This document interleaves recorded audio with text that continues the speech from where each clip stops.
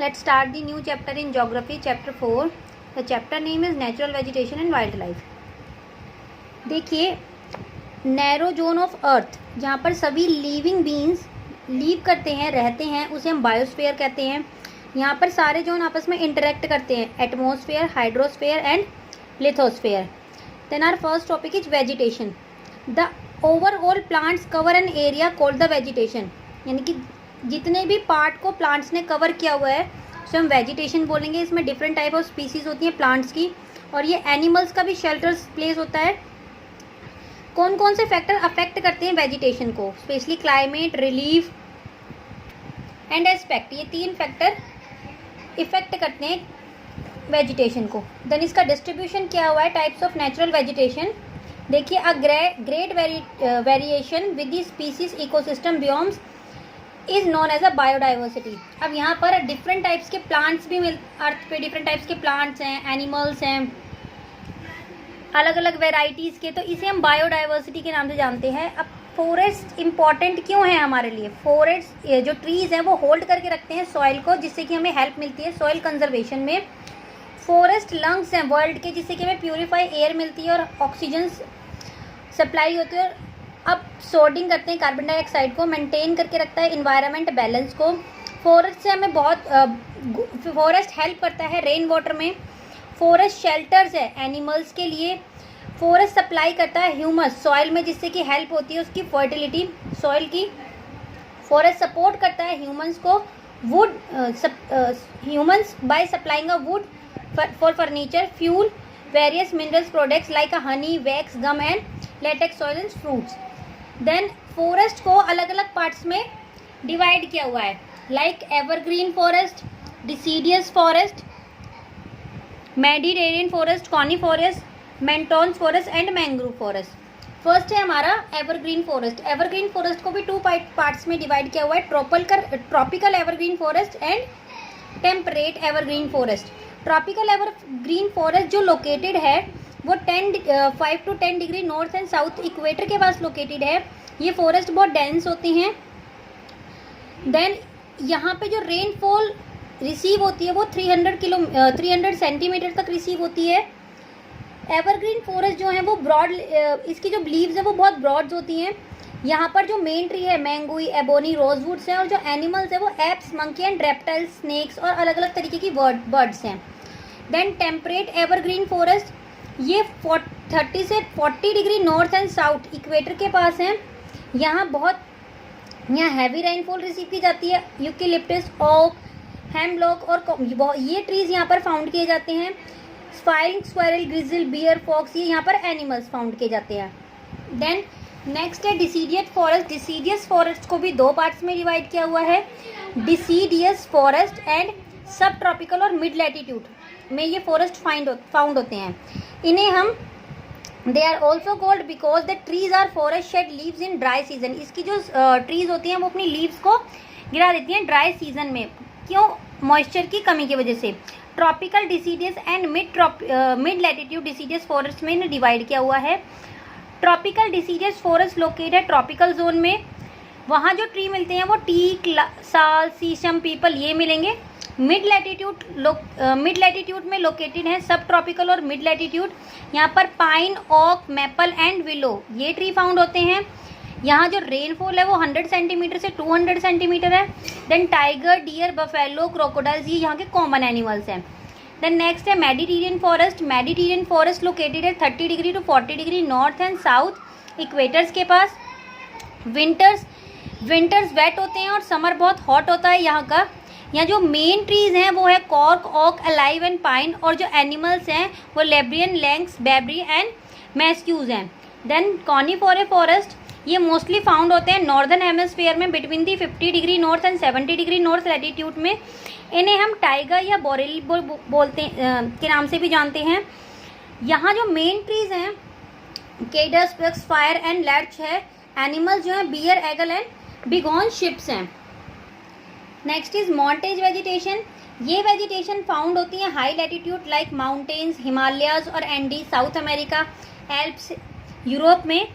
यहाँ जो main trees हैं, यहाँ जो ट्रीज़ होंगे वो शॉर्ट ग्रासेस लाइक टाइप के होंगे. तो जैसे कि Kashmiri stage, jack rabbit, red panda, ये एनिमल्स हैं, और लेपर्ड्स मेन एनिमल्स जो यहाँ पर फाउंड किए जाते हैं।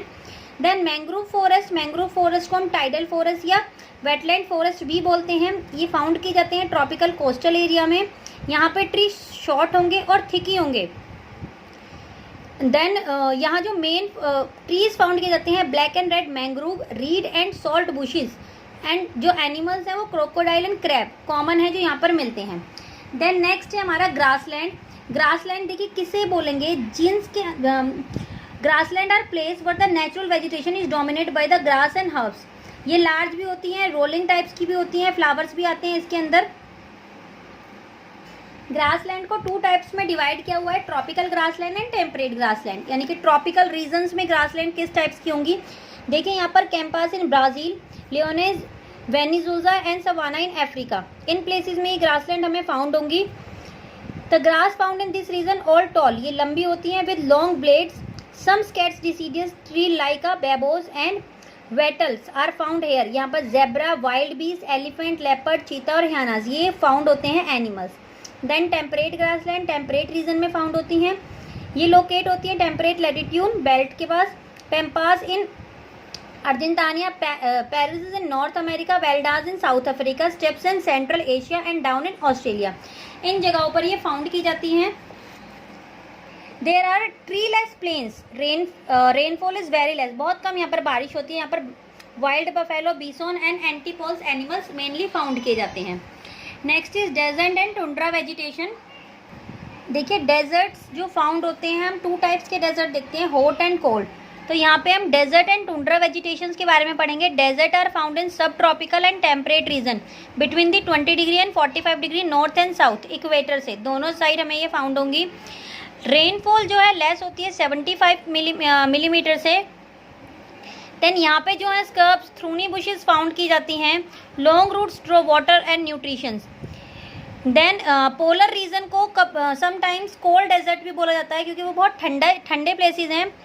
एंड यहाँ पे जो फ्रीजिंग टेम्परेचर है वो बहुत लिमिटेड, बहुत ज़्यादा फ्रीजिंग टेम्परेचर होता है, बहुत ठंडा होता है, इसलिए यहाँ पे जो वेजिटेशन होती है वो बहुत लिमिटेड होती है। देन नेक्स्ट है causes of depletion of vegetation and wild life, किसकी वजह से इनका डिप्लीशन हो रहा है, क्लाइमेट चेंज की वजह से, माइग्रेटरी की वजह से, ये तो नेचुरल फैक्टर है। देन ह्यूमन मेड फैक्टर क्या है, राइजिंग पॉपुलेशन, जिस तरीके से पॉपुलेशन इंक्रीज होती जा रही है तो हमें उनकी सेटलमेंट के लिए फॉरेस्ट की कटिंग करनी पड़ती है। फॉरेस्ट की कटिंग करने की वजह से ये सारी जो स्पीसीज हैं, वेजिटेशंस और वाइल्ड लाइफ है, ये स्पीसीज हमारी डिप्लीशन होती जा रही हैं। देन डिफॉरेस्टेशन भी इसका मेन कॉजेज है। इंडस्ट्री सेटअप करने की वजह से, बिल्डिंग्स बनाने की वजह से हमें डिफॉरेस्टेशन यानी कि ट्रीज़ की कटिंग करनी पड़ती है।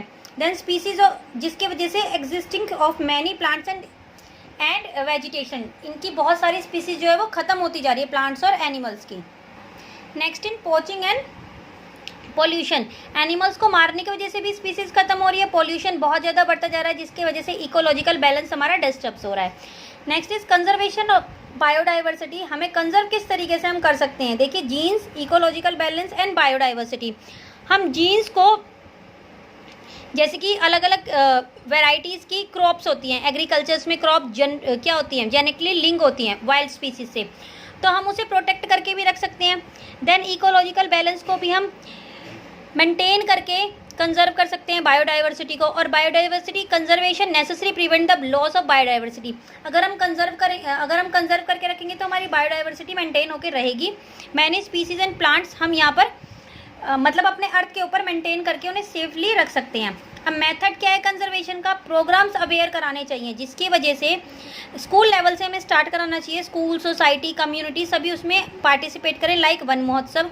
इंस्टीट्यूशनल मेजर करना चाहिए, गवर्नमेंट को इंट्रोड्यूस कराने चाहिए, फॉरेस्ट लॉ क्या होते हैं, किस तरीके से इस्टेब्लिश किए जाएंगे, नेशनल पार्क बनाने चाहिए, बायोस्फीयर रिजर्व बनाने चाहिए, जैसे बहुत सारे प्रोजेक्ट्स भी चलाने चाहिए, लाइक प्रोजेक्ट टाइगर जैसे कि ऑलरेडी चलाया हुआ है, रियोनास, इन सबको सेव करने के लिए।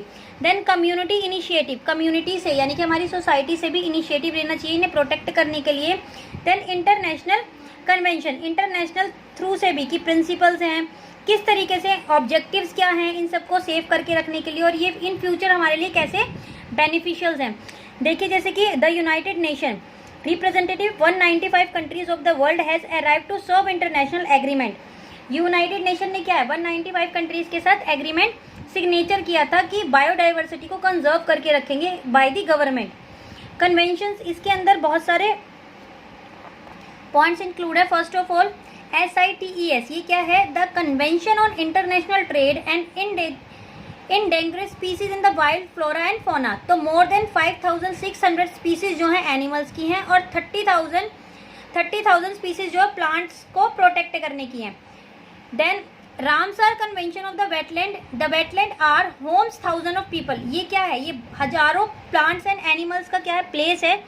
तो इसके ये इम्पॉर्टेंट है बायोडाइवर्सिटी के लिए और इकोलॉजिकल बैलेंस को मेंटेन करने के लिए, तो ये प्रोटेक्ट करता है।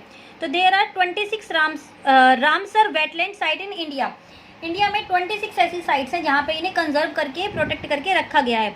Then international convention and the regulation of whales. Whales के लिए ये बनाया गया है कि वेल्स को किस तरीके से कंजर्व करना है, उनकी हंटिंग नहीं करनी है। And the last is United nation framework of climate change. अब ग्लोबल वार्मिंग की वजह से क्या होता है? इफेक्ट पड़ता है हमारी क्लाइमेट्स पर, हमारा एटमॉस्फेयर जो है वो डिसबैलेंस होता है। तो यहाँ पर भी हमें ध्यान रखना है कि ग्लोबल वार्मिंग के जो कॉजेज हैं जैसे कि ह्यूमन एक्शंस हैं, इनको हम किस तरीके से कंट्रोल में कर सकते हैं। जो केमिकल्स हमें हार्मफुल पहुँचा रहे हैं उन्हें किस तरीके से हम कम से कम कर सकते हैं, जिससे कि हमारा इन्वायरमेंट में बैलेंस मेंटेन किया जा सके। तो यहाँ पर हमारा चैप्टर खत्म होता है। Thank you, have a nice day.